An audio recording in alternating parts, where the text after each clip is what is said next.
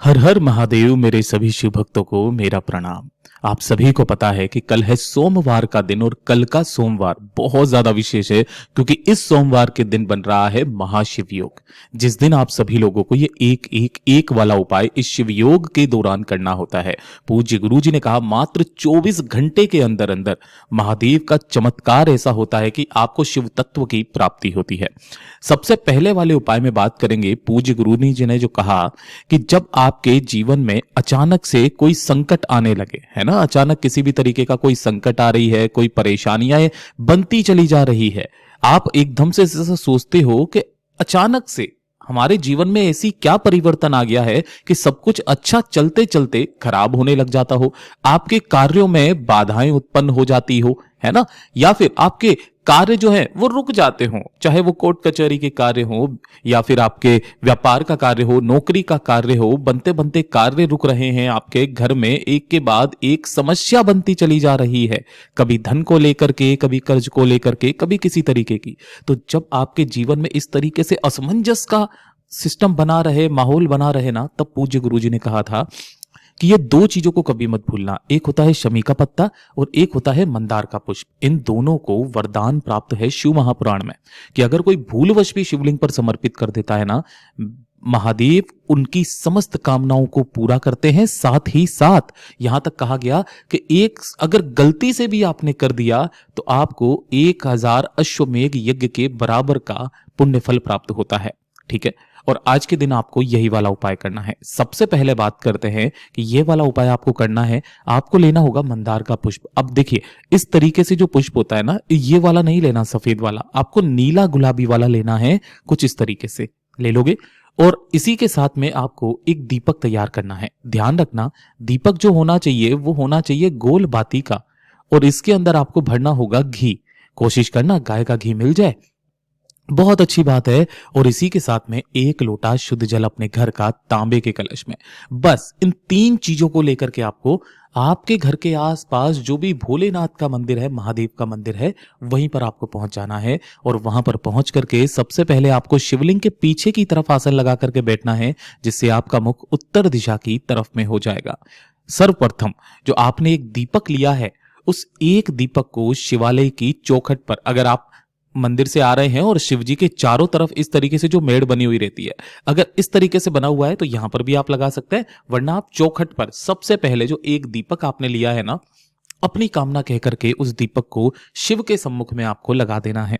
तत्पश्चात आपने जो 1 लोटा शुद्ध जल लिया है, उस 1 लोटे शुद्ध जल को भोलेनाथ की शिवलिंग पर अपने दोनों हाथों में लेकर सबसे पहले अपना नाम बोलना, गोत्र बोलना और श्रम्भेश्वर महादेव का स्मरण करके पहले 1 लोटा शुद्ध जल भोलेनाथ की शिवलिंग पर एक धारी से धीरे धीरे करके समर्पित करना। जैसे जल सींचते हैं ना, इस तरीके से आपको जल को समर्पित कर देना है। जल समर्पित कर देने के पश्चात अब आपको यह उपाय करना है। पूज्य गुरु जी ने कहा कि जो आपने नीला गुलाबी पुष्प लिया है ना, इस नीले गुलाबी पुष्प को शिवलिंग की जलाधारी पर महादेव जी की सबसे छोटी सबसे प्यारी पुत्री माता अशोक सुंदरी के स्थान पर, इस स्थान पर आपको क्या कराना है, स्पर्श कराना है, पकड़े रहना है।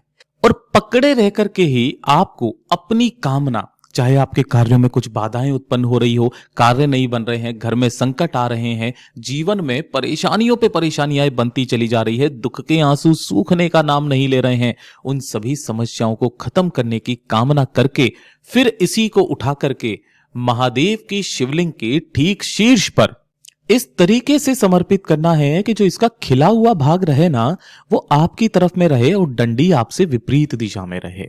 पूज्य गुरु जी ने कहा कि ये जो 2 चीजें दी गई है ना शिव महापुराण में, शमी का पत्ता, मंदार का पुष्प, इन दोनों को महाराज वरदान प्राप्त है कि अगर कोई भूलवश भी माता अशोक सुंदरी के स्थान पर अपनी कामना कह करके शिवलिंग पर समर्पित कर देगा, उनकी वो समस्त मनोकामनाएं जरूर पूरी होंगी। पूज्य गुरु जी का बहुत अद्भुत और अचूक उपाय है, जरूर कीजिएगा। और अब बात करते हैं हमारे दूसरे वाले उपाय की, और यह है वो एक वाला उपाय जिसे आप सभी लोगों को आज सोमवार के दिन जरूर करना है। पूज्य गुरु जी ने विशेष तौर पर कहा कि जब आपकी कोई विशेष मनोकामना हो, कोई हृदय की बात है, कोई इच्छा है जो महादेव तक नहीं पहुंच रही है, आपने उपाय व्रत सब कुछ किया और उन सभी उपायों का, सभी व्रत का अगर फल आपको एक ही बार में प्राप्त करना होता है, तब आपको सोमवार के दिन इस उपाय को किया जाता है। गुरुदेव ने कहा था आपको लेना होगा मात्र एक चावल का दाना, जो कैसा होना चाहिए, अक्षत होना चाहिए। टूटा हुआ चावल का दाना महादेव पर समर्पित नहीं होता है। इसी के साथ में आपको एक बेलपत्र लेनी है, जो कहीं से भी खंडित कटी फटी ना हो। नीचे की डंडी काफी सारी व्यक्ति उपाय करते समय तोड़ देते हैं, यह आपको तोड़नी नहीं है, इस चीज का ध्यान रखना। ये जो यहां पर डूट होता है ना, ये गणमान्य का स्थान होता है, ठीक है। और नहीं मिलती है बेलपत्र तो महादेव की शिवलिंग से उठा लेना, धोकर के काम में ले लेना। इसी के साथ में सबसे मेन चीज है वो है एक सफेद फूल। अब सफेद फूल का भी क्रम मैं आपको बता देता हूं। वैसे तो मैंने आपको कई बार बताया है कि एक सफेद फूल होता है केतकी का, जिसे महादेव की शिवलिंग पर समर्पित नहीं किया जाता है, क्योंकि इन्होंने झूठ बोल दिया था कि इन्होंने महादेव का अंत देखा है ब्रह्मा जी के कहने पर, जबकि हमारे महादेव तो अनंत है? तो इनको श्राप दे दिया गया था कि ये महादेव की शिवलिंग पर समर्पित नहीं होंगे। अगर कोई भूलवश भी इसे कर देता है तो उसे 1000 गौ हत्या का पाप लगता है महाराज। इसके अलावा जो सफेद फूल मिल जाए आप वो ले लेना, क्योंकि केतकी का फूल भी सफेद ही होता है, बीच में से बस वो थोड़ा थोड़ा सा इस तरीके से येलो टाइप से होता है, ठीक है। तो इस तरीके से आपको मात्र एक सफेद फूल ले लेना है। तो एक चावल का दाना, एक सफेद फूल, एक बेलपत्र, हो गया एक वाला उपाय। इसी को एक लोटे शुद्ध जल के साथ में अपने घर का लेकर के आपको भोलेनाथ के मंदिर में ही पहुंचना है, शिवलिंग के पास में।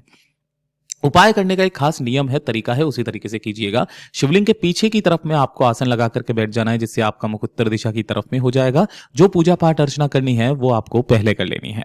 तत्पश्चात आपने जो एक लोटा शुद्ध जल लिया है उसे अपने सम्मुख पे रख करके सबसे पहले अपना नाम और गोत्र बोलकर एक चावल का दाना इसके अंदर आप डालेंगे, अपनी कामना कह करके एक बेलपत्र इसके अंदर डालेंगे और अपनी कुल देवी का स्मरण करते हुए एक सफेद फूल इसके अंदर निश्चित रूप से आप डालेंगे।